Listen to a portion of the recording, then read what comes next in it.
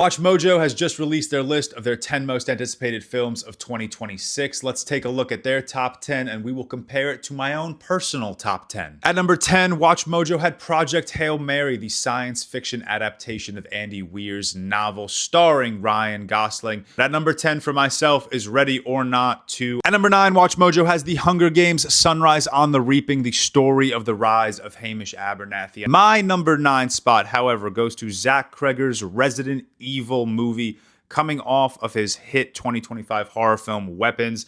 Anything Zach Cregger does now, I will be sat and excited for. At number 8, WatchMojo has Supergirl, the latest entry from the DCU, a film I'm relatively excited for. Very excited to see Millie Alcock in this role. Should be an absolute joyride from start to finish. However, my number 8, and it seems I'm really sticking to this horror theme right now, I have Evil Dead Burn, the follow-up Evil Dead film to the very, very awesome Evil Dead Rise. At number 7, WatchMojo has the latest project from director Alejandro G. Iñárritu starring Tom Cruise, Digger. However, coming in at my number 7 is Maggie Gyllenhaal's The Bride, starring Christian Bale and Jessie Buckley, two of my favorite working actors finally playing opposite each other. WatchMojo at the number 6 spot has Toy Story 5, a film that is guaranteed to make $1 billion at the box office this year. My number 6 is Alejandro G. Iñárritu's Digger. At number 5, WatchMojo has The Mandalorian and Grogu, the film following up the highly successful television series. My number 5, however, belongs to Robert Eggers' Werewolf. This man, in my opinion, can do no wrong, coming off of the highly successful and incredible Nosferatu.